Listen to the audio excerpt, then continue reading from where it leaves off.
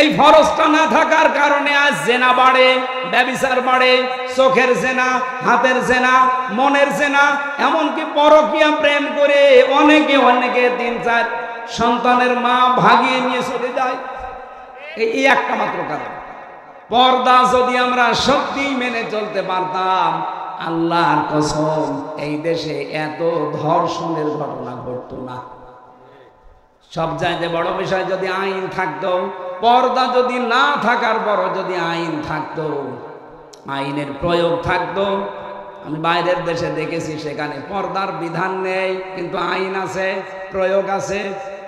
বিভিন্ন জাতির মানুষেরা মালয়েশিয়া, সিঙ্গাপুরে বাস করছে, কিন্তু প্রকাশ্যে কোনো ঘটনা আমি দেখিনি। হাফ প্যান্ট পরে মেয়েরা চলে যাচ্ছে সামনে দিয়ে। আপনি যদি এক নজর তাকানোর পরে আর এক নজর তাকান, মেয়েটা যদি পুলিশের কাছে কমপ্লেন করে, আপনার খবর আছে।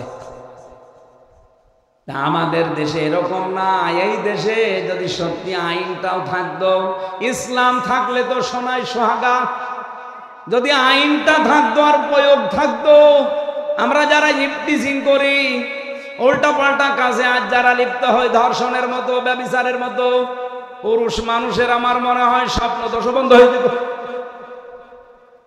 এই জন্য আইন সামনে যদি আমরা ইসলাম নিয়ে আসতে পারি, পোশাকের এই আইন, যে যার ধর্ম মতো পোশাক মেনে চলবে।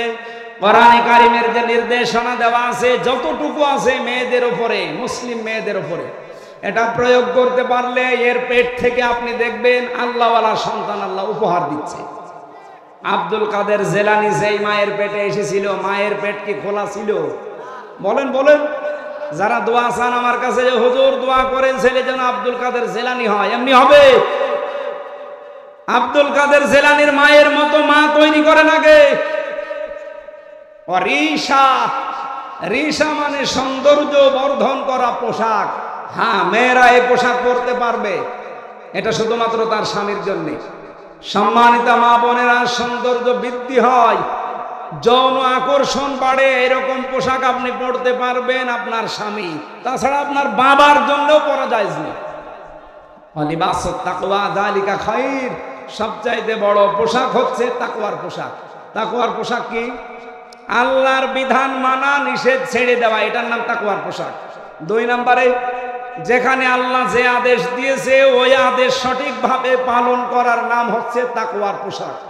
আপনার স্বামী বাইরে গেছে, আপনার আদেশ হচ্ছে সন্তান, সম্পদ এবং ইজ্জত হেফাজত করে রাখা, এটা আপনার উপরে লেবাস। এই লেবাসুত তাকওয়া আজ হাজারো মহিলা পরিবারে মানতে পারে না।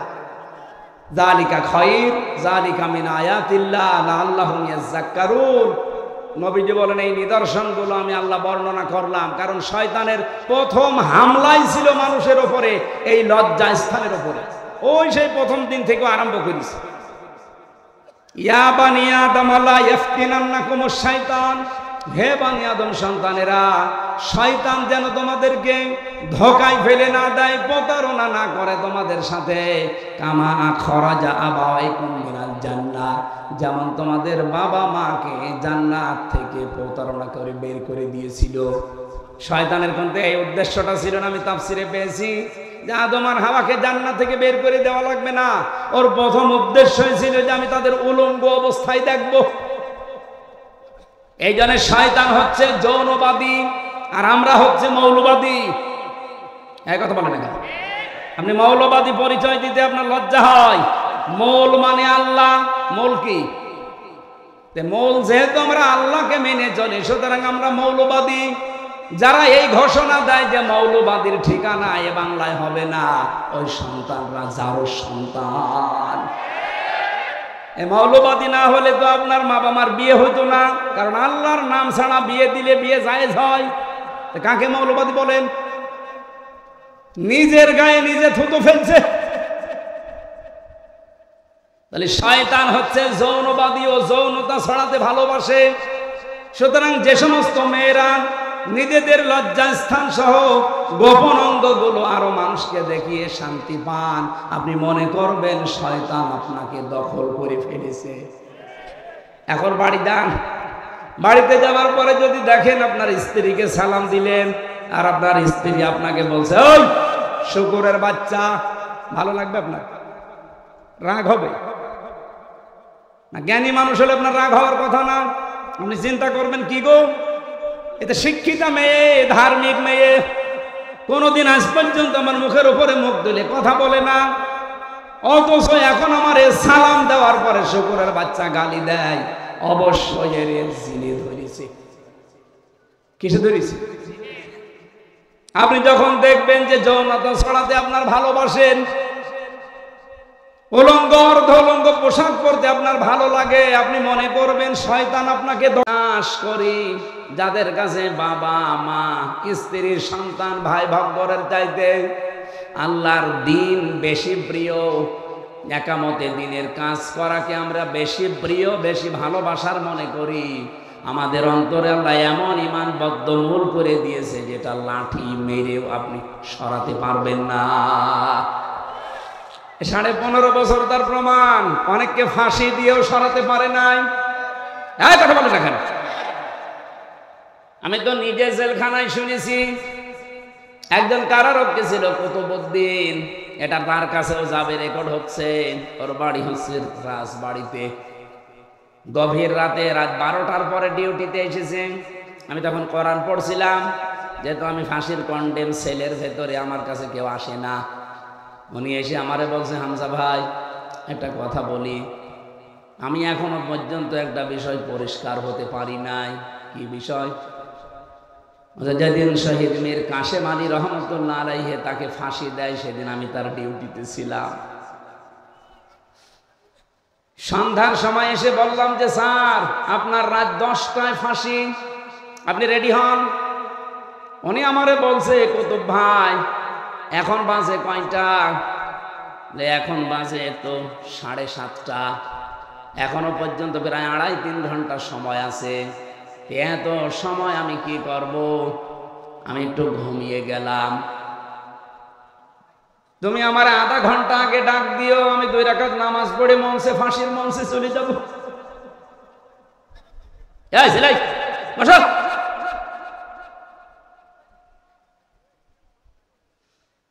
জয়পুরহাট বাসী কুতুব ভাই আমারে বলছে, ঠিক দেখলাম লোকটা ঘুমিয়ে গেল। 2 ঘন্টা পরে ওনারে ডাকলাম, উনি ঘুম থেকে উঠলো, গোসল করে ওযু করার পরে উনি দেখলাম 2 রাকাত নামাজ পড়ে নিল। নামাজ পড়ে 1 কাপ চা বানিয়ে, হিটার ছিল ভেতরে, চা বানিয়ে বলছে আপনি নেবেন? উনি বলছে যে আমি চিন্তায় আছি, কিসের চা? যার মাত্র 2.5-3 ঘন্টা পরে ফাঁসি, সেই লোকটা 2 ঘন্টা ঘুমিয়ে গেল। ঘুমাইলো কি করে আমি আজ পর্যন্ত এখনো ভেবে পাইনি। আমারে ঠিক 10টা বাজার 5 মিনিট আগে বলছে সময় হয়ে গেছে, নিয়ে যাবেন না। মনে হচ্ছে শ্বশুর বাড়ি যাওয়ার জন্য ব্যস্ত হয়ে পড়েছে। জেলার আসলো, সোপার আসলো, আরো যারা যে দায়িত্বে আছে, জল্লাদ শাহজাহান, ও এসে চোখ মুখ বাঁধতে চায়, বলে বাধা লাগবে না, জায়গায় নিয়ে চলেন। নতুন জামা কাপড় আজকে পরে, আতর লাগিয়ে, মনে হচ্ছে আল্লাহ ওনাকে ডাকতেছে। অথচ ওই সময় তার সন্তান ব্যারিস্টার মীর আরমান, সে গুম হয়ে আছে আয়না ঘরে, কোথায় আছে কেউ জানে না। তার নিজের স্ত্রী হাসপাতালের বেডে কাতরাচ্ছে, তার দলীয় লোকজন হাজার হাজার লক্ষ লক্ষ পালিয়ে বেড়াচ্ছে।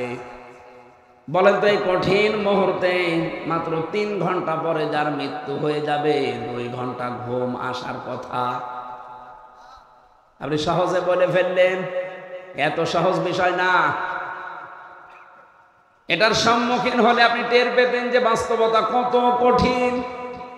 আপনাকে যদি আমি এখনই গ্যারান্টি দেই যে আপনি 1 মাস পরে মরে যাবেন, এমনিতেই আমার মনে হয় আপনি 1 মাস যাওয়া লাগবে না, কালকেই মরে যাবেন, টেনশনে মরে যাবেন। অথচ লোকটার মাত্র 2.5 ঘন্টা বাকি আছে ফাঁসি হতে, 2 ঘন্টা ঘুমিয়েছে ভালোভাবে। আমি ওনারে বলেছিলাম, কারারক্ষী কুতুব ভাই আপনি এখনো পর্যন্ত বুঝতে পারেননি, আমি বুঝে ফেলেছি। 1500 বছর আগে কোরআনে কারিমে আল্লাহ যে আয়াতটাই আমি ওনাকে শুনিয়েছিলাম, উলাইকা কাতাবা ফি কুলুবিহিমুল ঈমান ওয়া আইয়াদাহুম বিরূহিম মুমিন।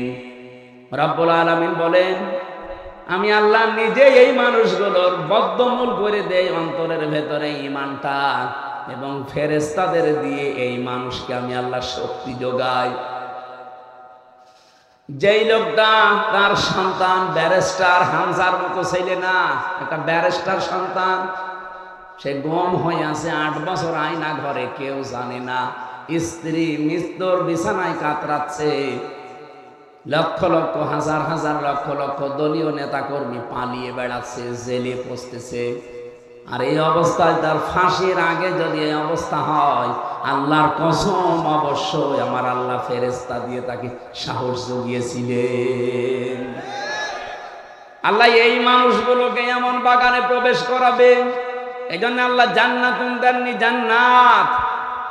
যেহেতু বহু বচন হতে হলে কমপক্ষে কয় সংখ্যা লাগে? 3। বলেন বলেন। তাহলে এইরকম মানুষদেরকে আল্লাহ জান্নাত একটা দেবে না, কমপক্ষে 3টা জান্নাত দান করবে। আর আমরা হাদিসের ভাষায় পড়েছি, যদি একটা জান্নাত মানুষকে আল্লাহ দেয়, এই পৃথিবীর সমান কমপক্ষে 10 পৃথিবী। কি শোনেননি হাদিস? এক একটা জান্নাত হবে এই দুনিয়ার মতো 10 দুনিয়ার সমান। তাহলে 3টা দিলে কমপক্ষে বলেন বলেন 30টা দুনিয়ার সমান জান্নাত আপনি পাবেন। রব্বুল আলামিন বলেন, এমন নদী আর নহর প্রবাহমান করে রেখেছি, খালিদিনা ফিহা, চিরকাল সেখানে থাকবেন, কোনদিন আপনাকে কেউ আর বের করে দেবে না। খালিদিনা ফিহা লা ইয়াবগুনা আনহা হিওয়ালা। আপনি তো বের হতে চাইবেন না, আপনাকে বের করে দেওয়াও হবে না। এতটুকু আল্লাহ যদি শেষ করে দিতেন আমি বলতাম না আয়াতটা। রব্বুল আলামিন বলেন, রাদিয়াল্লাহু আনহুম ওয়া রাদু আন। সব চাইতে বড় বিষয়, আমি আল্লাহ নিজে তাদের উপরে রাজি হয়ে গেছি, তারাও যেমন আমি আল্লাহর প্রতি রাজি আছে। উলাইকা হিজবুল্লাহ, এরাই আমি আল্লাহর দল। আলা, জেনে রাখো, সাবধান, ইন্না হিজবাল্লাহি হুমুল গালিবুন হুমুল মুফলিহুন। জেনে রাখো, সাবধান হও, অবশ্যই আল্লাহর দল যারা করে তারা বিজয়ী, সফল কাম। জোরে বলেন সুবহানাল্লাহ। জয়পুরহাটবাসী, আমি শুধু বলার জন্য বলছি না, বাস্তবতা কি? এই দেশে তো কত মানুষকে দেখতে পাচ্ছি, তাদের ভেতরে এই গুণাগুণগুলো আমি পাই না। জামাত ইসলামী বাংলাদেশ এবার এমন একটা অবস্থায় দাঁড়িয়েছে, এই দেশে হয় ইসলাম থাকবে, নাই অনইসলাম থাকবে। আমরা বদরের ময়দান দেখিনি, কিন্তু সামনে এবার বদর বাংলাদেশে তৈরি হবে। বদরের ইতিহাস পড়েছি। হযরতে আবু বকর তার সন্তান আব্দুর রহমানের বিরুদ্ধে দাঁড়িয়েছিলেন, স্বামী দাঁড়িয়েছিল স্ত্রীর বিরুদ্ধে, দোলা ভাই দাঁড়িয়েছে শালার বিরুদ্ধে। হযরতে আবু বকরের সন্তান আব্দুর রহমান বাড়িতে এসে বলছে, আব্বা, বদরের ময়দানে যুদ্ধ যখন চলছিল 3 বার তোমাকে আমি দেখতে পেয়েছি, কিন্তু একবারও কিছু বলিনি, তুমি আমার বাবা, এই জন্যে। অন্য কেউ হলে আমি তাকে জবাই করে ফেলতাম। হযরতে আবু বকর বলে, সন্তান, 3 বার আমাকে দেখার পরও তোমার কিছু মনে হয়নি, তুমি আমাকে ছেড়ে দিয়েছো বাবা বলে। আল্লাহর কসম, আমি যদি তোমার একবার ওই যুদ্ধের ময়দানে দেখতে পেতাম, একবার এই 2 খণ্ড করে ফেলতাম। বলেন তো সেই অবস্থা এখন সামনে আসতেছে কিনা? এদেশে আর কোন দল নেই, বাংলাদেশে হয় আল্লাহর দল, নাই শয়তানের দল। যারা আল্লাহর আইন কায়েম করতে চায়, সে যেই হোক, তারা আল্লাহর দল। যারা মানুষের তৈরি করা আইন কায়েম করতে চায়, তারা যে দলের নাম নিয়ে আসুক, তারা শয়তানের দল।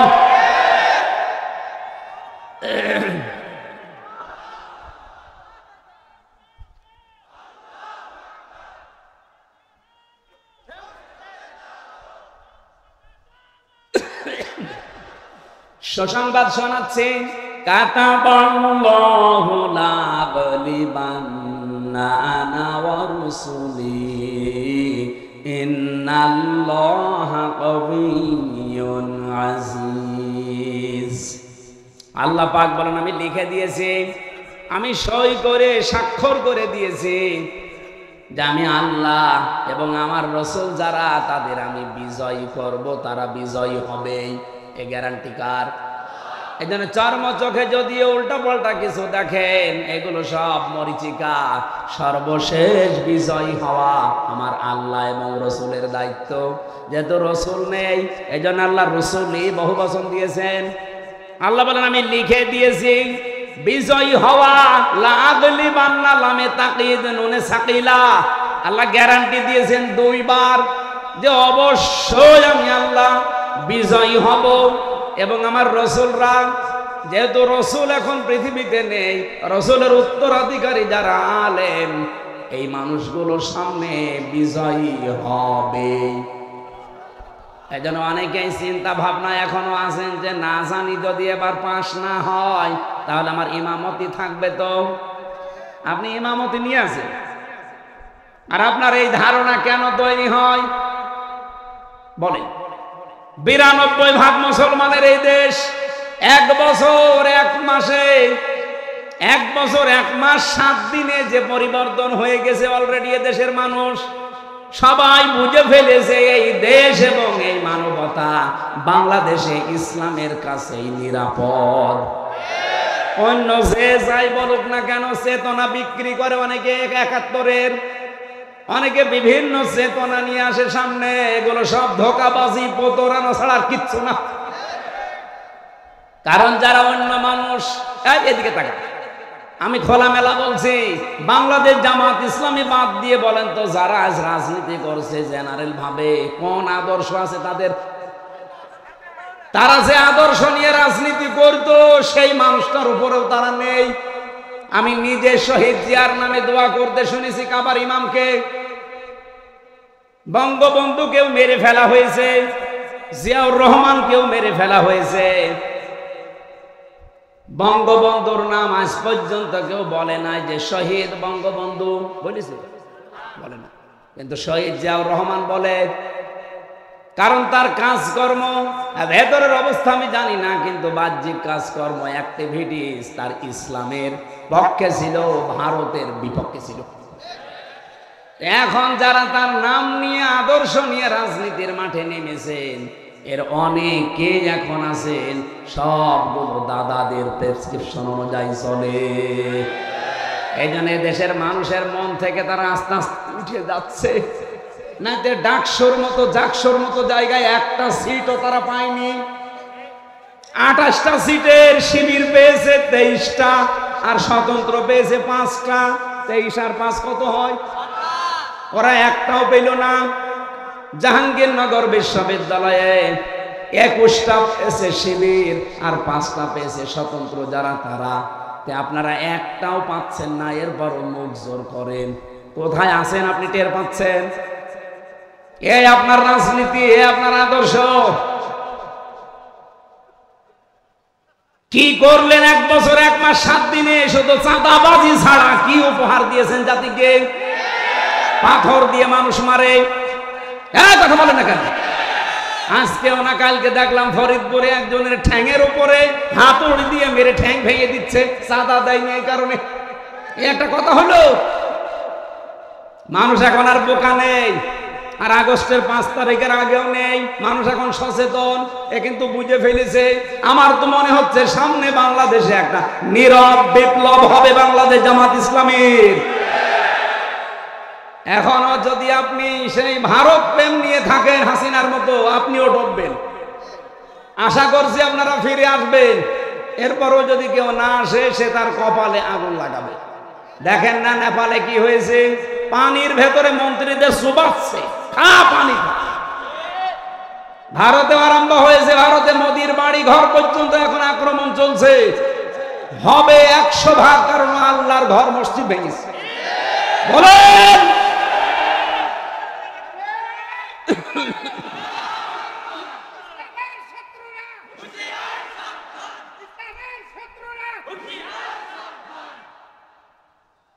যেই দিন আল্লাহর ঘরেও হাত দিয়েছে ওই দিনই আমার মনের বিশ্বাস যেও থাকবে না।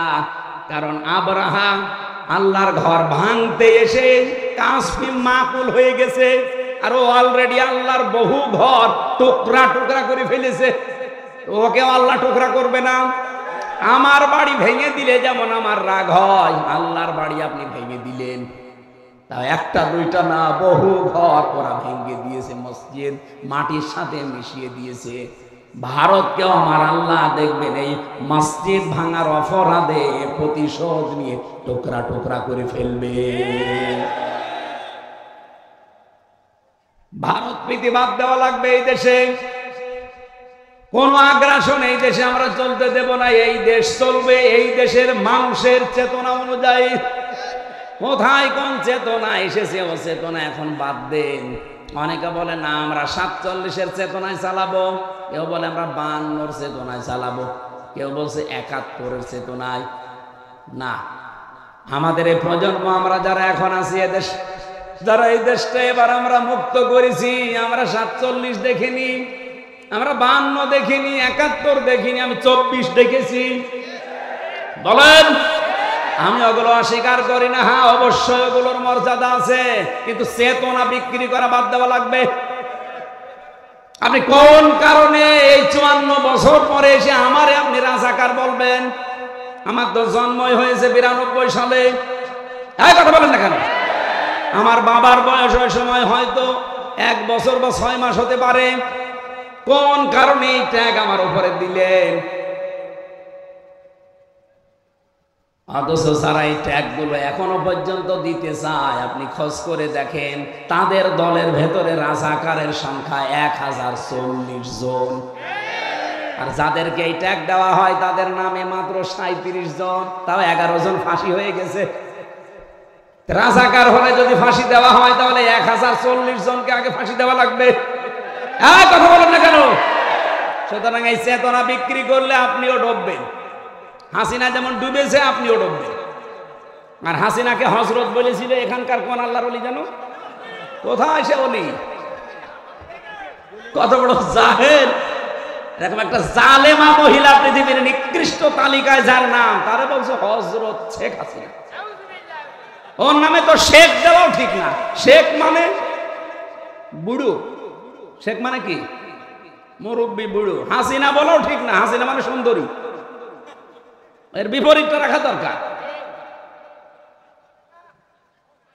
যত মানুষের হাতে রক্ত, যত মানুষের রক্ত তার হাতে লেগে আছে, পরে আপনি সুন্দরী বলবেন কোন কারণে? সুন্দরী মানুষ এই করে। লক্ষ লক্ষ মানুষকে দেখলাম কাবা শরীফে এই রুকনে আমিনে থেকে হাজরে আসওয়াদ এটা পার হওয়ার সময় এই নামটা উচ্চারণ হচ্ছে, হাসিনা না হাসানা। রব্বানা আতিনা ফিদ দুনিয়া হাসানা ওয়া ফিল আখিরাতি হাসানা ওয়া কিনা আযাবান নার। হে আল্লাহ, দুনিয়ায় তুমি শান্তি, স্বস্তি, নিরাপত্তা দাও, আখিরাতেও শান্তি দিও, আর জাহান্নামের আগুন থেকে আমাদের বাঁচাও। জেলে আমি যেখানে ছিলাম, এই ফাঁসির কন্ডেম ছেলে, মাঝে মাঝে আওয়াজ শুনতাম, আমার তো বের হতে দিত না। আমার নিচতলায় একজন থাকতো, চলচ্চিত্র জগতে কাজ করে, বাড়ি হয় কুমিল্লা। ধর্ষণ মামলা এসেছে জেলে। মাঝে মাঝে দেখতাম নামাজ পড়তে পড়ে দোয়া করছে, একদিন হাত তুলে রব্বানা আতিনা ফিদ দুনিয়া হাসিনা। কি গো? ডাক দিলাম, এই কোরআন শরীফ পড়তে পারেন? বলছে না। কি দোয়া করলেন? খুব ভালোবাসি হুজুর আপারে, খুব ভালোবাসি আপারে। হাসানা না বলে আমি হাসিনা বলি সব সময়। তো দোয়া কবুল করতে আল্লাহর বইয়ে গেছি। জয়পুরহাটবাসী, যে কথা তুলেছিলাম, আমার এই কথায় আমি ফেরত যাচ্ছি। কোরআনে কারীম এই পৃথিবীতে যেহেতু শুধু মুসলমানদের জন্য আল্লাহ দেয়নি, দুনিয়াতে আমরা মানুষ মগ বাচ্চা যারা বিবেচিত আছি সবার জন্য আজকের এই কোরআন। আল্লাহ পাক বলেন দুইটা জিনিস আছে জীবিত মানুষদের কোরআনে, হুদান পথ নির্দেশিকা আছে, 2 নম্বরে মাউইযাতুন উপদেশ আছে। কাদের জন্য? লিল মুত্তাকিন, যারা ভদ্রলোক। সুতরাং আজকের আলোচনায় যারা ভদ্রলোক আল্লাহর কাছে তাদের কাজ হবে, আর যারা অভদ্র অসভ্য এদের কোনো কাজ না। ওয়ালা ইয়াজিদুজ জালিমিনা ইল্লা খাসারা, জালেমদের শুধু ক্ষতি বৃদ্ধি হবে। এখন দেখেন কার রাগ হয়। আমি রাসূলের উপরে দরুদ আর সালাম পাঠ করার মাধ্যমে তেলাওয়াতকৃত আয়াত ছিল আমার সূরা আরাফ 26 নম্বর আয়াত, মাত্র একটা আয়াত পড়েছি। আমার এই মাথার ভেতরে আয়াত নিয়ে যত কথা আছে, আমার তো মনে হয় যে সারা রাত না, আমার সারা জীবন বললে এই আয়াতের কথা শেষ হবে না। আমরা খুব সামারাইজ করব শর্টকাটে, মূল কথাগুলো ঘন্টা খানিক সময় নিয়েছি বলতে চাই, থাকবেন না? জবান ছেড়ে কোরআনের সোনালী আয়াতটা একবার পড়েন। আমরা তাফসীরুল কোরআন মাহফিলে তাফসীর আকারে কথা বলতে চাই। ইয়া বানি আদামা ক্বাদ আনজালনা আলাইকুম লিবাসা। আগে আমরা তাফসীর আকারে যদি বলতে চাই তাহলে সদ্য তেলাওয়াত হয়ে গেছে। আমরা এবার এই সূরার নামকরণ জানতে চাই। সূরার নাম আরফ। নাম কি বলেন বলেন? এটা হচ্ছে জাহান্নাম আর জান্নাতের মাঝে একটা প্রাচীরের নাম। এখানে জান্নাতি আর জাহান্নামী মানুষদের ভেতরে কথোপকথন হবে।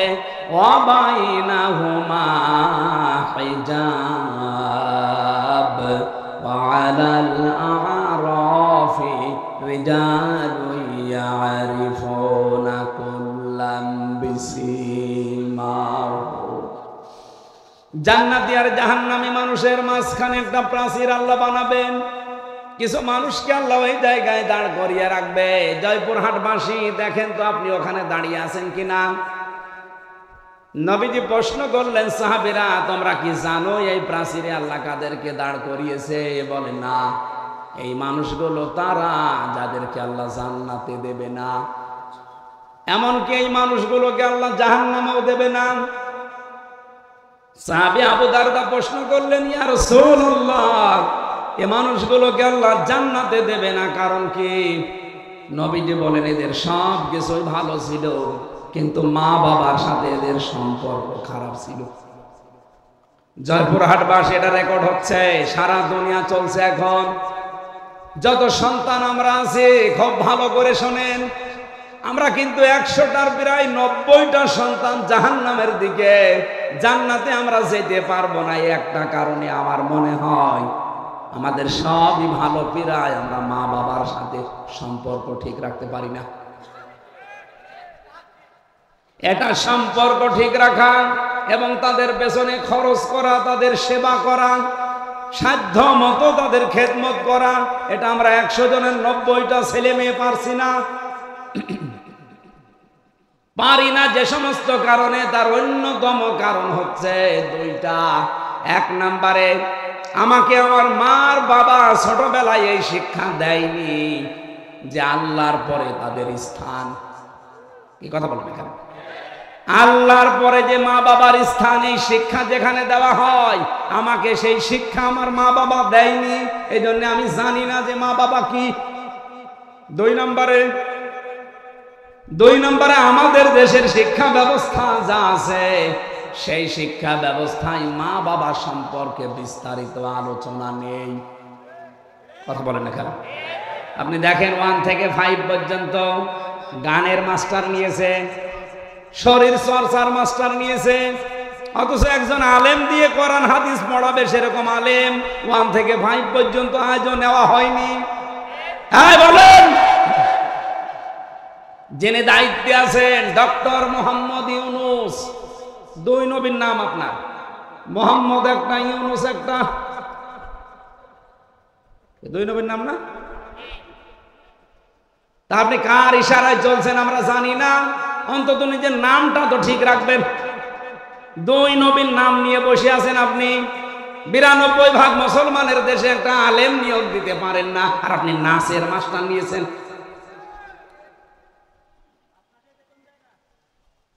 ইসলামিক ফাউন্ডেশন আছে, কিছুটা কোরআন হাদিস শেখায় বাচ্চাদের, ওদের আজ 5 মাস শুনছি বেতন বন্ধ। ধর্ম মন্ত্রণালয়ে যিনি আছেন কি করছেন আপনি? হয় দায়িত্ব সঠিকভাবে পালন করেন, নাই ছেড়ে দেন। বাংলার মুসলমানেরা সব এক হওয়া দরকার এই জায়গায়, দলমত এখানে দেখা যাবে না। সেদিন তারেক জিয়া সাহেবের পিএস অপু সাহেব ঢাকাতে আলেমদেরকে ডাক দিয়েছিল যে এই বিষয়টা আপনারা কি করছেন। গানের মাস্টার নিয়োগ দেয় এই দেশে, শরীর চর্চা করা লাগবে এইটা নিয়োগ দেয়, আর 1 থেকে 5 পর্যন্ত একটা আলেম নিয়োগ দিল না, আপনারা কিছুই করেন না। সুতরাং সবাইকে আজ এক হওয়া লাগবে, জামাত বিএনপি চরমনা এগুলো না, সব মুসলমান এক হন। এই মুহূর্তে দাবি তোলা লাগবে 1 থেকে 5 পর্যন্ত এই দেশে একজন মাওলানা শিক্ষক চাই। এই দাবি করেন কারা দেখে? লিল্লাহি তাকবীর। এই দেখেন তো হাত তোলেন কে?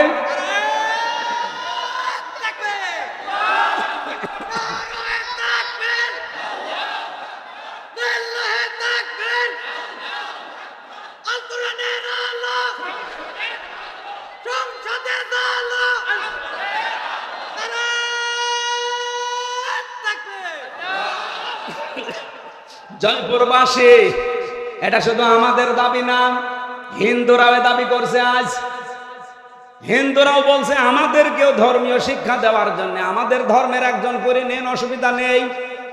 কারণ কোন ধর্ম মানুষকে খারাপ হতে শেখায়? বলেন বলেন। হ্যাঁ, আমাদের আওয়াজ হয়তো ডক্টর ইউনূসের কাছে পৌঁছাবে কি জানি না, কিন্তু আমার মনে হয় আল্লাহর আরশে পৌঁছিয়ে গেছে। ইব্রাহিম নবীর পক্ষে একটা ব্যাঙ ছিল, শুধু প্রসাব করেছিল, আল্লাহ তাকেও কবুল করে নিয়েছে, তার প্রসাবও পাক করে দিয়েছে। আমরা যদি কোরআনের শিক্ষার পক্ষে হাত তুলেছি, কিয়ামতের দিন এই হাত তোলাটা আমার পক্ষে সাক্ষী হয়ে দাঁড়াবে।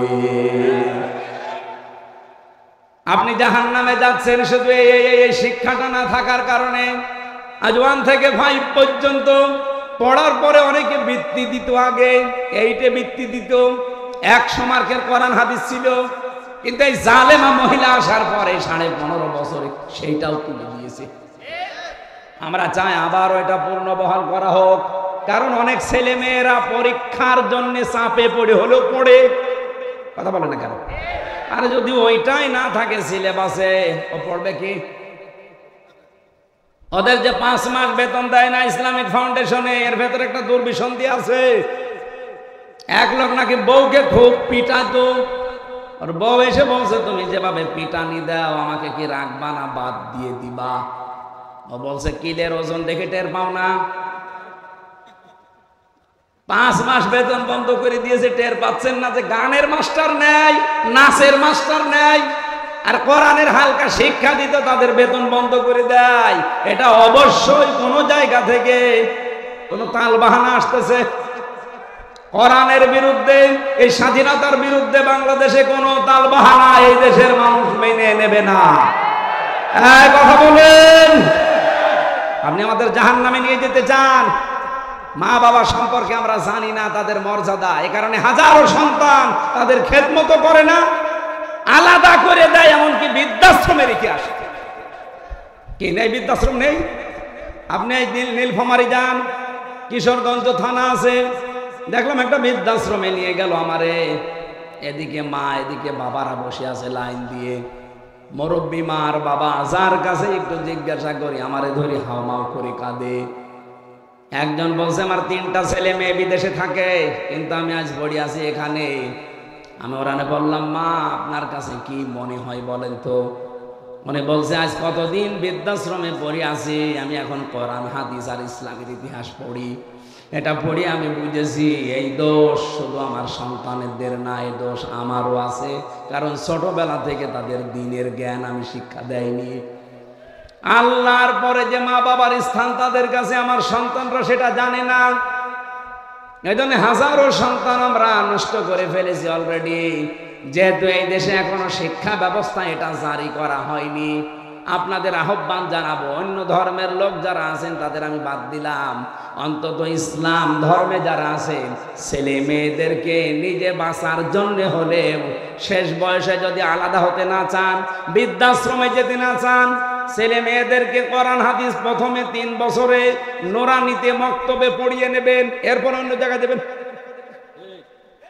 নয়তো আপনার কপালে আসতেছে এই কিশোরগঞ্জের মতো, আপনিও ঠিক কয়েকদিন পরে যাবেন বৃদ্ধাশ্রমে, অথবা আপনাকে আলাদা করে দেবে, আপনার খরচও দেবে না। মা বাবার পেছনে খরচ করা নফল না ফরজ? ফরজ। নামাজ পড়েন, মা বাবার যে সাধ্য মতো খরচ করা দরকার করেন না, না আপনার নামাজ হবে না। কারণ একটার সাথে আর একটা রিলেটেড। পড়া কোরআন শরীফের ভেতরে আপনি দেখবেন যেখানে আল্লাহ দিয়েছেন আল্লাহর কথা, সঙ্গে সঙ্গে দিয়েছেন রসুলের কথা, আতিউল্লাহ ওয়া আতির কথা, সঙ্গে সঙ্গে মা বাবার শুকরিয়া আদায়ের কথা। আনিশ করলি ওয়ালি ওয়ালিদাইকা ইলাইয়াল মাসির। তোমরা আল্লাহর শুকরিয়া আদায় করো আর মা বাবার শুকরিয়া আদায় করো। আল্লাহকে মেনে নিয়েছো কিন্তু মা বাবার শুকরিয়া নেই, তুমি জানো আল্লাহকেও মানো না। বলেন নাউজুবিল্লাহ। নবীজি বললেন ওরা আরাফ নামক প্রাচীরে দাঁড়িয়ে আছে, ওরা জান্নাতে যাচ্ছে না শুধু একটা কারণে, আমি যেটা আবিষ্কার করেছি আর একটু বেশি দেখেন তো মেলে কিনা। 100 ভাগের প্রায় 98 ভাগ সন্তান আমরা মা বাবাকে হয় আলাদা করে দেই, তাড়িয়ে দেই, বৃদ্ধাশ্রমে রেখে আসি। 3 নাম্বার কারণ হচ্ছে আমার অ্যানালাইসিস, এটা আমাদের বউগুলো, এই বউগুলোকে পেছন দরজা দিয়ে শুধুমাত্র নাড়াচাড়া দেয়, এদেরকে ওয়াসওয়াসা দেয়। এই বউর মা কথা বলে না কেন, বারবার ওখান থেকে বলে কি আর কতদিন আলাদা হয়ে যা, আরামে খেতে পারবি, অথচ নিজের ছেলেটা আলাদা হতে দেয় না। যেই মহিলা তার মেয়েকে দিয়ে এভাবে পরামর্শ দেয়, এটা মা না, এটা ডাইনি। আর আমার মনে হয় এরকম মহিলা যদি আজ প্যান্ডেলে থাকে, ওই এতক্ষণ বরদোয়া আরম্ভ করেছে যে হুজুর মরুক, আমি মরব তাও বলবো, কারণ আপনাকে আমি ভালোবাসি, আমি দেখতে পাচ্ছি আপনি জাহান্নামে যাচ্ছেন, এমনকি আমাকেও ফেলে দিচ্ছেন। আপনার কারণে আজ হাজারো পরিবারে আমি দেখতে পাই তার সন্তান তার মা বাবার হক আদায় করার মন থাকে, তারপরও পারে না। এক কথা বলে না কেন? মায়ের সঠিক হক আদায় করতে গেলে বোর মন পাওয়া যায় না, আবার বোর মতো কথা চলতে গেলে মা বাবারও মন পাওয়া যায় না। সম্মানিতা মা বোন যারা এখানে বসে আছেন, যারা শ্বশুর শাশুড়ি, তাদেরকে বলছি, আপনি যে মেয়েটা পেয়েছেন এটাকে নিজের মেয়ের মতো যদি মনে করতে না পারেন, আপনার ইবাদত হবে না। কারণ এই মেয়েটা সব কিছু ছেড়ে দিয়ে আপনার পরিবারে এসেছে। আপনি নিজের মেয়ের কত ভুল হয়, দোষ হয়, মাফ করে দেন। আর অন্যের মেয়ে এসেছে, চুন থেকে পান খসলে ছেলের কানে কানে তুলে দেন। আপনি মা, খালি নামাজ পড়া, রোজা রাখা আর কালো বোরকা পরা ইবাদত না। পুত্রবধূকে নিজের মেয়ের মতো উদার মনে ভালোবাসা, এইটাও ইবাদত। এরকম বউ শাশুড়ি কম না বেশি? নেই। কম মানে 2-1টা আছে, ইতিহাসের পাতায় পড়েছি। আশা করছি জয়পুরহাটে এরকম মহিলা তৈরি হবে না।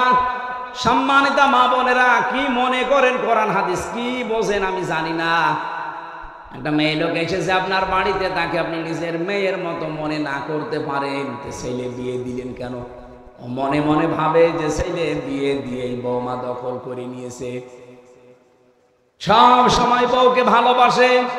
আরে মা, আপনার দর সেজদায় পড়ে থাকার কথা যে আমার ছেলে অন্তত বৌমা নিয়ে ব্যস্ত আছে, অন্য মেয়ের সাথে লাইন করে না।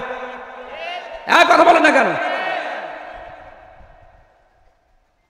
সাহাবী প্রশ্ন করলেন, হে নবী, এই মানুষটাকে যে আপনি বললেন যে জাহান্নামও আল্লাহ দেবে না, কারণ কি? বিশ্ব নবী ওই দিন জানিয়েছিলেন এদের আল্লাহ জাহান্নামে দেবে না একটা কারণে, এই দুনিয়াতে এই মানুষগুলো ইসলাম কায়েমের জন্য আন্দোলন করেছে। জয়পুরহাটবাসী সারা পৃথিবীর মানুষকে জানাচ্ছে, যারা দিন কায়েমের জন্য জমিনে চেষ্টা করেন, আপনার পদ্ধতি ভুল হতে পারে, কিন্তু আপনার মন থেকে ইখলাসের সাথে যদি দিন কায়েমের জন্য চেষ্টা করেন, আপনার আর যাই হোক আপনি জাহান্নামে যাবেন না। কোরআনে কারিমের সূরা সফের ভেতরে দলিল আছে, হাল্লা দুল্লুকুম আলা তিজারাতিন তুনজিকুম মিন আযাবিন আলীম। এমন একটা ব্যবসার কথা বলবো যেটা করলে জাহান্নামে এই যন্ত্রণাদায়ক আযাবে যাওয়া লাগবে না। সেটা হচ্ছে আল্লাহ রাসূলের প্রতি ঈমান আনার পর জান আর মাল দিয়ে এই জমিনে দিন কায়েমের চেষ্টা করা। এই বাংলাদেশে যে ৭৩টা দল আছে, সবচাইতে বেশি ভালোবাসে আল্লাহ কোন দলকে? কোরআনে কারিমে সূরা সফ ৪ নম্বর আয়াতটা পড়েন এবং সূরা মায়েদা ৫৪ নম্বর আয়াতটা পড়েন। রব্বুল আলামিন যদি বানিয়ে বলি, আপনি বাংলা নিয়ে আসেন, ইংরেজি নিয়ে আসেন, উর্দু নিয়ে আসেন, ফার্সি নিয়ে আসেন, যে ভাষা নিয়ে আসবেন আপনাকে আমি দেখাবো। ইন্নাল্লাহা ইউহিব্বুল্লাযীনা ইউকাতিলুনা ফি সাবিলিহি সাফফান কাআন্নাহুম বুনিয়ানুম মারসুস। অবশ্যই আমি আল্লাহ ওই দলকে ভালোবাসি যারা সীসা গলা প্রাচীরের মতো ঐক্যবদ্ধ হয়ে এই জমিনে আল্লাহর দিন কায়েমের জন্য চেষ্টা চালিয়ে যাচ্ছে। আর এই বাংলাদেশে এটা সবচাইতে বেশি চালাচ্ছে জামাত ইসলামী। যদি প্রমাণ ভুল হয় আপনি এখানে আসেন, যদি ভুল হয় আপনি বলেন যে না এদের দ্বারা এটা না, এরা দুনিয়া চায়। কে দুনিয়া চেয়েছে আপনি বলেন? মাওলানা মতিয়ার রহমান নিজামী মন্ত্রী ছিল, দুনিয়া চায়নি। ওনার এখনো ঘর হচ্ছে কাঁচা ঘর, মাটির দেওয়াল, চারিদিকে উপরে টিন। একজন মন্ত্রীর ঘর কাঁচা বাংলাদেশের ইতিহাসে এই প্রথম। এই কথা বললেন না কেন? সাতক্ষীরার মাওলানা রিয়াসাত আলী এমপি ছিল জামাতের কয়েকবার, এখনো পর্যন্ত তার বাড়িটা এই যে খেজুর গাছের পাতা দিয়ে ঘেরা। অথচ বাংলাদেশে বহু মানুষ আমি দেখি শুধু একবার চেয়ারম্যান হয় ৫ তলা বাড়ি হয়ে যায়। বলেন, সেদিন বাইরের দেশে ছিলাম আমি, এক হোটেলে উঠেছিলাম, ওটা মনে হয় থাইল্যান্ডে না সিঙ্গাপুরে, যে কোনো একটা দেশে হবে, না মালয়েশিয়া। এই দেশগুলোতে যখন ঘুরতে যায়, মাহফিলে যায়, আমারে নিয়ে যায়, হোটেলে তুলে দেয়। হোটেল থেকে নিচে নামলাম, নেমে দেখে দুইজন বসে বসে চা খাচ্ছে আর মুখ নিচু করিয়া আছে। আমি তো হালকা চিনে ফেলেছি যে সালাম দিলাম, আমার সালামের জবাবে তো বলবে যে ওয়ালাইকুম আসসালাম, না বলছে হুজুর আমরা আগেই পালিয়েছি।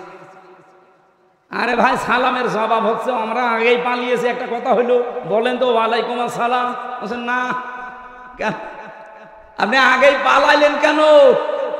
আপনার না ৬২০টা বাড়ি শুনেছি, আল জাজিরা রিপোর্ট দিয়েছে তার বাড়ি হচ্ছে বাংলাদেশ আর বিশ্বে মিলে ৬২০টা।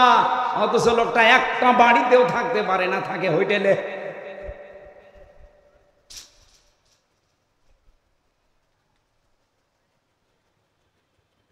অথচ এই মানুষগুলো ৬২০টা বাড়ি বানায়নি, একটা বাড়িও না, মাটির দেওয়া। একজন মন্ত্রী, একজন এমপি, আরে মেম্বার না, চেয়ারম্যান না ইউনিয়ন পরিষদের, উপজেলা চেয়ারম্যান না, মেয়র না, একজন মন্ত্রী। আপনি চিন্তা করতে পারেন? আমি তো কোরআনের সাথে মিলিয়ে দেখছি যে মিলে যায় এদের জীবন। এদের 18টা এমপি ছিল, ১ টাকার দুর্নীতি পায়নি, বাতিলরা চেষ্টা করেনি, অনুবীক্ষণ যন্ত্র লাগিয়ে রেখেছে, ১ টাকাও পায়নি দুর্নীতি। ২৫০-র উপরে উপজেলা চেয়ারম্যান ছিল, ১টা টাকা দুর্নীতি পায়নি। ১০০০-এর উপরে ইউনিয়ন চেয়ারম্যান ছিল, পায়নি। ১৫০০-র উপরে মেম্বার ছিল সারা বাংলাদেশে, ১ টাকা দুর্নীতি পাওয়া যায়নি। এর চাইতে আবার কি প্রমাণ দেওয়া লাগবে আপনাদের? এর চাইতেও যদি ভালো মানুষ দেখতে চান, আমার মনে হয় আপনাদের ফেরেশতা জিবরাইল ছাড়া সম্ভব না। এর চাইতে ভালো মানুষ দেখা সম্ভব না জিবরাইল ফেরেশতা ছাড়া।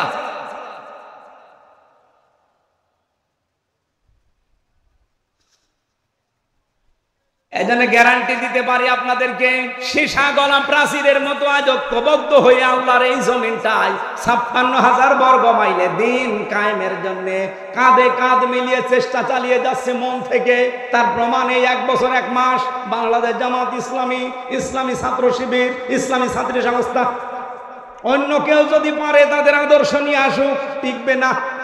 কারণ তাদের আদর্শ আছে বিড়ি খাওয়া আদর্শ, তাদের আদর্শ হচ্ছে ডাল খাওয়া আদর্শ, তাদের আদর্শ হচ্ছে বাবা খাওয়া, হুক্কা খাওয়া। কি বঙ্গবন্ধু হুক্কা খেত না? কথা বলেন। আপনি হুক্কা খাওয়া আদর্শ নিয়ে এসে, ডাল খাওয়া আদর্শ নিয়ে এসে, রাস্তা চুরি করা আদর্শ নিয়ে এসে এই জামাত ইসলামের সাথে আপনি টক্কর দিতে চান, কিয়ামতের আগেও পারবেন না। কথা বলতে দেন ভাই। বাস্তবতার দিকে তাকিয়ে বলেন তো, এই বাংলাদেশে 56,000 বর্গ মাইল, 630টা থানা, একটা নেতা কর্মী দেখান যে জামাত ইসলামীর যারা ডাইল খায়, বলেন। আমি সারা দেশে ঘুরছি, একটাও পাইনি। এরা ধর্ষণ করেছে, প্রমাণ দিতে পারেন? আরে ভাই, ডাইল খায় না, ধর্ষক নেই, সাদাবাজ নেই, এমনকি বিড়িও খাই। কে বিড়ি ঘর আছে? নেই। আর অন্য দলে বিড়ি ঘর না, ও বাপ পর্যন্ত খেয়ে ফেলছে। একবার থানায় গিয়ে দেখি একজনকে ওসি সাহেব পিটাচ্ছে। কি গো? হুজুরে ডাইল খায়। আরে ভাই, ডাইলও খাওয়া যাবে না। বলছে হুজুরে ডাইল, সে ডাইল ফ্যান্সি ডাইল। আপনি ডাইল খান, রাস্তা খান। ওই লোকটা আমার ওই দিন বলেছিল কি, সিঙ্গাপুর না মালয়েশিয়াতে, হুজুর সত্যটা কথা বলে দি, দেশে যেতে পারবো না তো এটা আমরাও জানি। বাস্তবতা হচ্ছে এই দেশটা উপরে উঠতে চায় না, অথচ মালয়েশিয়া 2004 সালের পর থেকে 21 বছরে তারা দাঁড়িয়ে গেছে। সিঙ্গাপুর 20 বছরে তারা দাঁড়িয়ে গেছে বিশ্বের মানচিত্রে। যদি 10টা দেশ এখন গণনা করেন, সিঙ্গাপুর একটা। এত উন্নত তারা।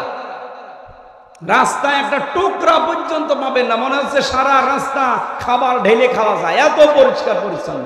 খাদ্যে কোনো ভেজাল নেই, কোনো দুর্নীতি নেই।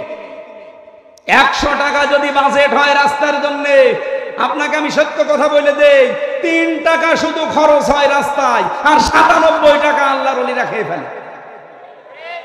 এই চলছিল দেশে। তো দেশটা দাঁড়াবে কি করে? বঙ্গবন্ধু টানেল বানিয়েছে চট্টগ্রামে, 100 বছর যাওয়ার কথা, অথচ কয় বছরে পানি উঠতেছে নিচ দিয়ে।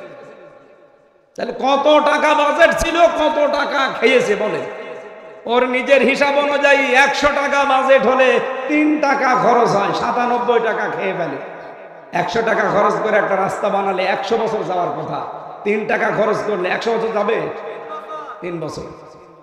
আগামীতে ইসলাম আসলে জামাতের আমির বলে নাই যে যা বাজেট হবে জনগণের সামনে সব ওপেন করা লাগবে এমপিদের, তারপরে কাজ শুরু করা লাগবে।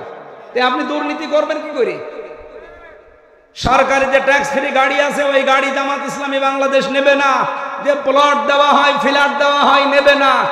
এর চাইতে গ্যারান্টি বাংলাদেশে কোনো দল দিতে পারলে তাকে ভোট দেন, যান। জীবনও পারবে না। তারা যদি 20,000 টাকা নিয়ে এমপি হয়, 5 বছর পরে তারা 20 কোটি টাকার মালিক হবে। আর জামাত ইসলামী যে 300 এমপির নাম ঘোষণা দিয়েছে নমিনি, এরা যদি 100 টাকা নিয়ে এমপি হয়, 5 বছর পরে দেখবেন 90 টাকা হয়ে গেছে, 101 টাকা হবে না। এই বিশ্বাস, এই আস্থা আমিরে জামাতের আছে, এই জন্যে এদের নাম ঘোষণা দিয়েছে, এমনি দেয়নি। সম্মানিত ভাইরা, এর চাইতে আর বেশি আমি বলতে পারবো না। এরপরেও যদি কারোর বিবেকে খালি ওই দিকে টান হয়, যান, আপনার যা ভালো লাগে আপনি তাই করেন। আপনি আবার ওই মারা খাবেন, কি মারা জানো? ওইটা তো আর বলা যাচ্ছে না, ওইটা আমি বলতে পারবো না, ফজু পাগলার কাছে শুনে। আবার মারা খাবেন, কি মারা? না, ওটা বলা যাবে না। আরে তো বগুড়া, জয়পুরহাট, ওরে বাবা, খুব ঝামেলা। তাহলে ইসলামী আন্দোলন করলে একটা লাভ, জাহান্নামে যাওয়া লাগবে না। আর যাই হোক, সুতরাং অ্যাক্টিভ হওয়ার জন্য আহ্বান জানাচ্ছি। যারা এখনো দোদুল্যমান অবস্থায় আছেন, ছড়িয়ে ছিটিয়ে আছেন, আসেন অ্যাক্টিভ হন। দিন কায়েমের জন্য ঐক্যবদ্ধ হয়ে চেষ্টা করলে আল্লাহ বেশি ভালো পাবেন। বলেন না কেন?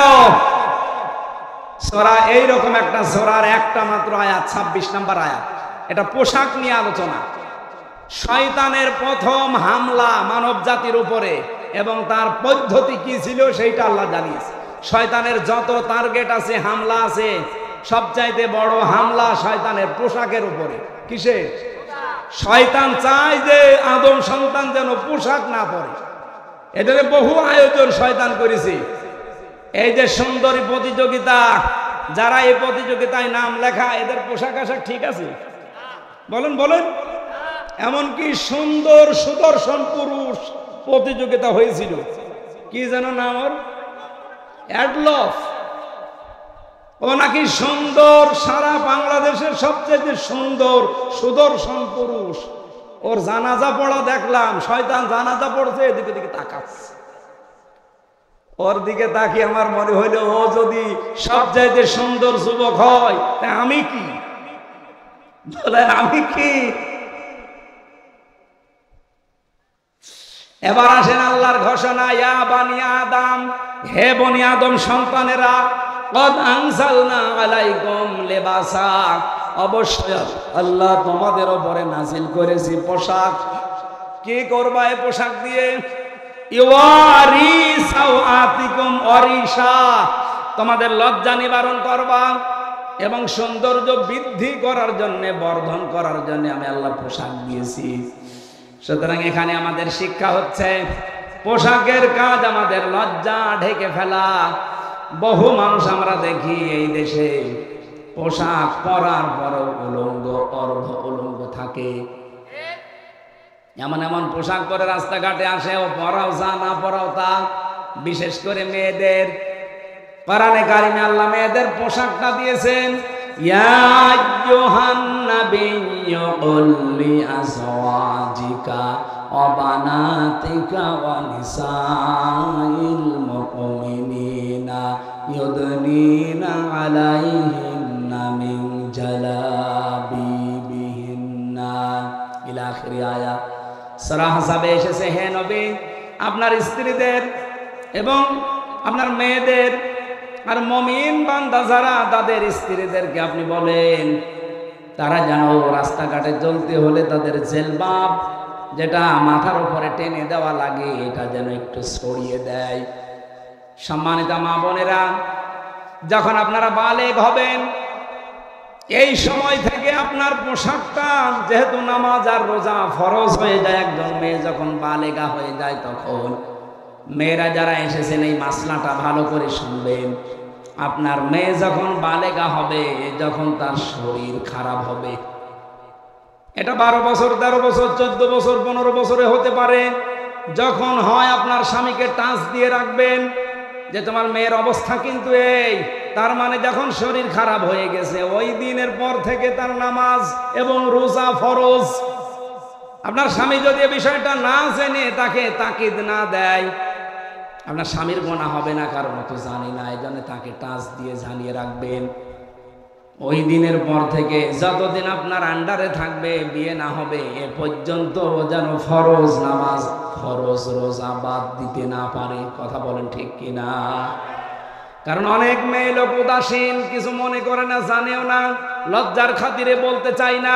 শেষ পর্যন্ত মেয়ের যে নামাজ ফরজ, রোজা ফরজ, রাখে না, পড়ে না, কিছু বলে না।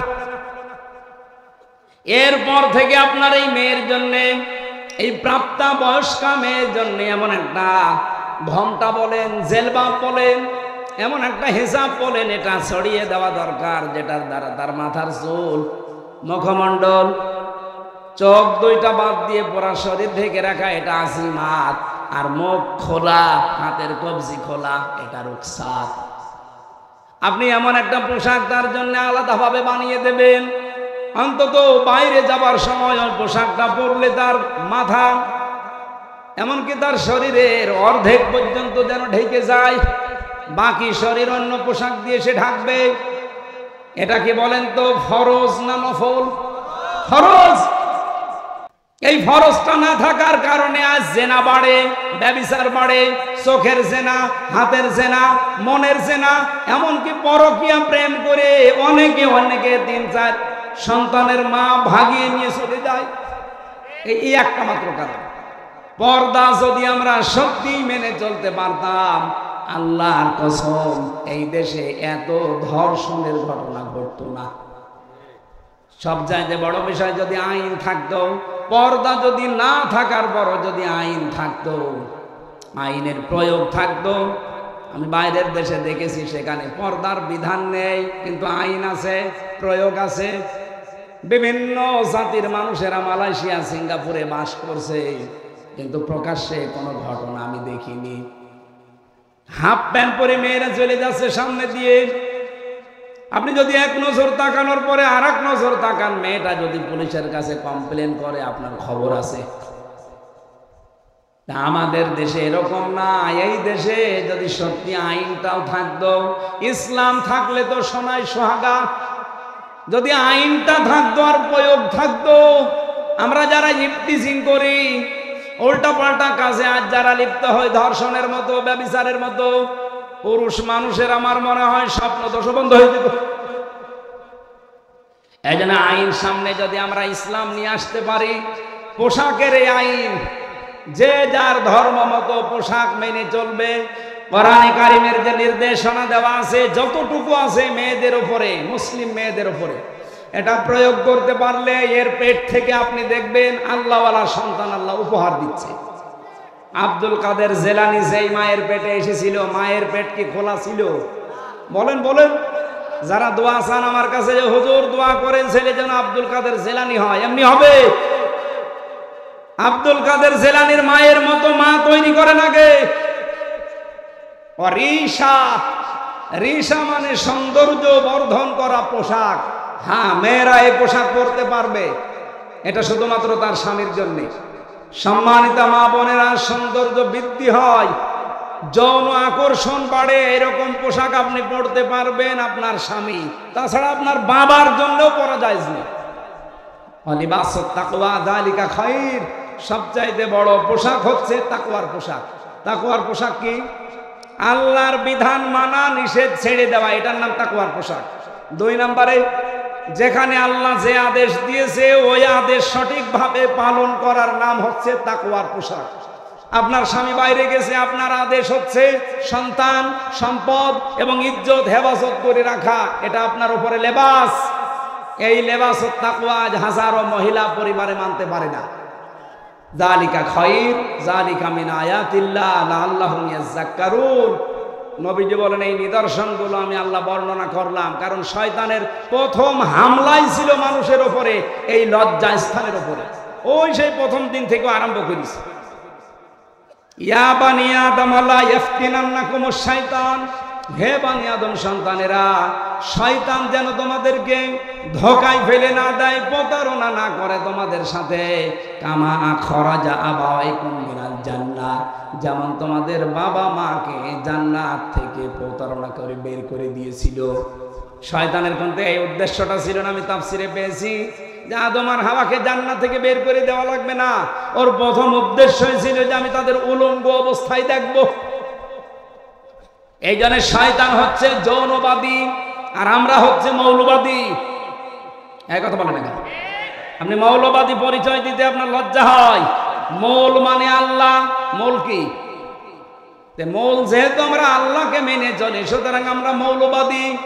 যারা এই ঘোষণা দেয় যে মৌলবাদীর ঠিকানা এ বাংলায় হবে না, ওই সন্তানরা যারও সন্তান।